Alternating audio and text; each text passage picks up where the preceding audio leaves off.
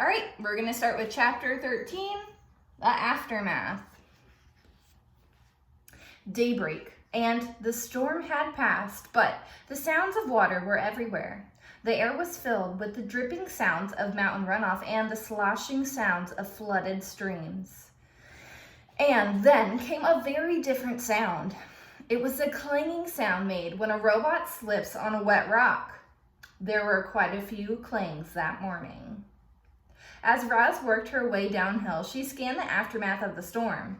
Giant mounds of mud and debris had formed below the cliffs. The island's central river had crested its banks and spilled into the nearby fields and forests. Some trees had been uprooted, others were submerged, their upper branches barely poking above the floodwaters, their lower branches swarming with fish instead of birds. After such a storm, you might expect to see animal corpses scattered among all the devastation, but the animals seemed to have survived just fine. Somehow, they had known the storm was coming, and they had found shelter long before it rolled in. Lowland creatures who had sought refuge on higher ground were waiting patiently for the water to recede. Deer were wading through the flooded fields. Beavers were busily collecting a trove of fallen branches. Geese honked in the sky before splashing down into a watery section of the forest.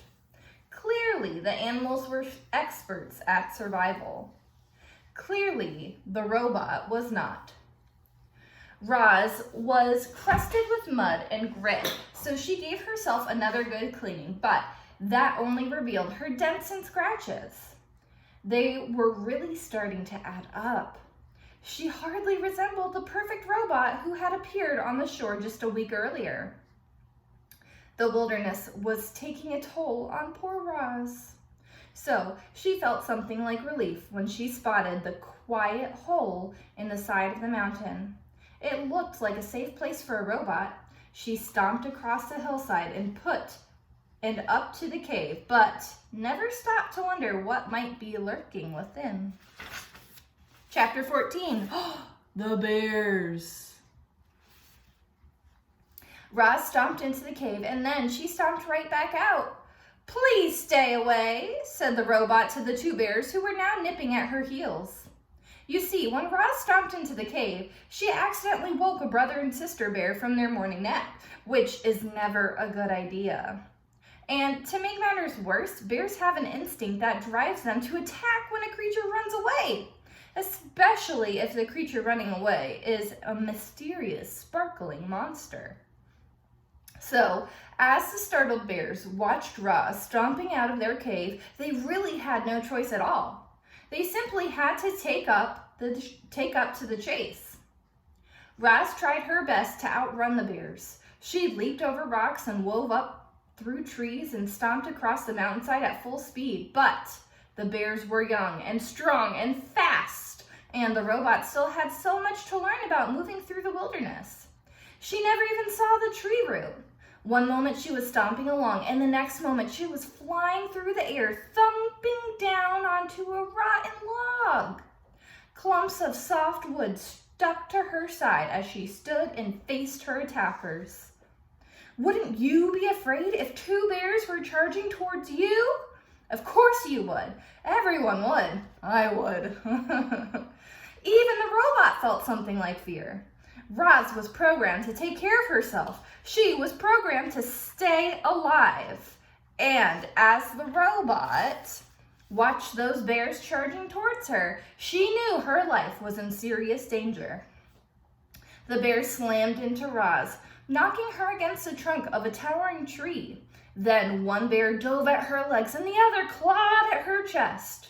If only the robot had swung her fist or kicked her feet, she could have scared them off. One good bop in the nose would have sent them running, but the robot's programming would not allow her to be violent. Clearly, Roz was not designed to fight bears. Powerful jaws chomped at her arms.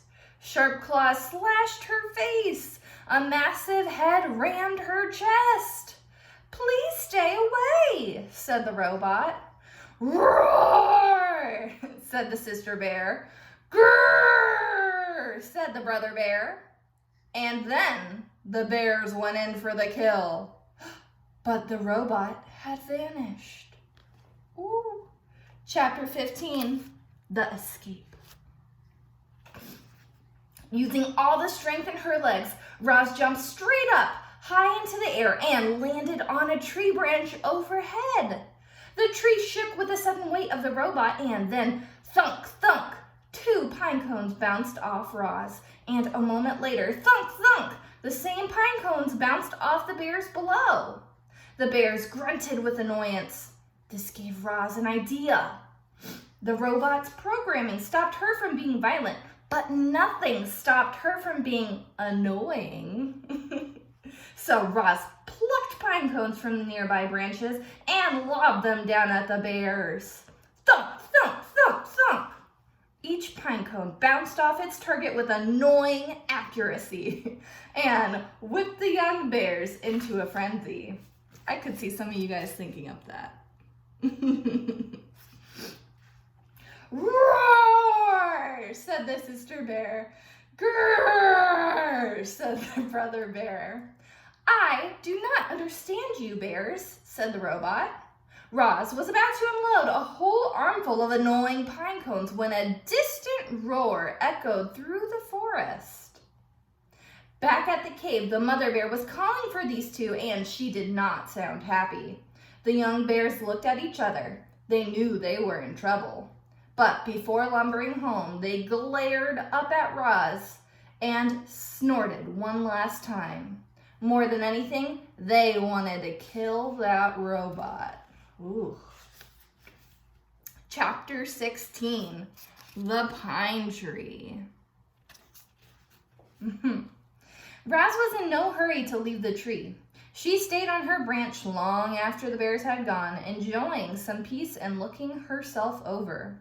In addition to the bite marks and claw marks, the robot was also covered in dirt, which of course meant it was time for another cleaning. She was making good progress when she felt something sticky on her arm. The problem with sitting in a pine tree is that eventually the tree's sticky resin will find you. It always does, and it found Roz. The robot scrubbed and scraped at the resin, and soon her fingers were completely coated in the sticky stuff. Then it was all over her arms and her legs and her torso. And things were about to get even messier. A robin swooped into the tree and began screeching and fluttering around Roz. The bird had recently finished building herself a new nest. It was a little work of art, a delicate basket woven from grass and twigs and feathers, and it was right above the robot's head. Screech, screech, said the robin. I do not understand you, Robin, said the robot. The robin continued screeching and fluttering, and then, splat! She splattered her droppings across the robot's face. Do you guys know what that is? Yuck! This bird was serious. So Roz scooted away further out on the branch until she heard a quick, sharp crack. Before Roz knew what was happening, the tree branch snapped under her weight and she was crashing to the forest floor. She hit the ground hard and lay there as broken branches and pine cones and needles showered down on top of her. There was another splat, and then quiet returned to the forest. Chapter 17, Camouflaged Insect. And you guys know what camouflage means, right? Camouflage is when you blend into your surroundings. Roz was a mess. She lay under the tree, covered in a heap of broken branches and pine cones and needles. She still hadn't removed the sticky resin from her body, and then there were the bird droppings. She was about to get up and give herself a rigorous cleaning when she noticed a peculiar twig. The twig was moving. It was crawling along one of the broken branches on the ground.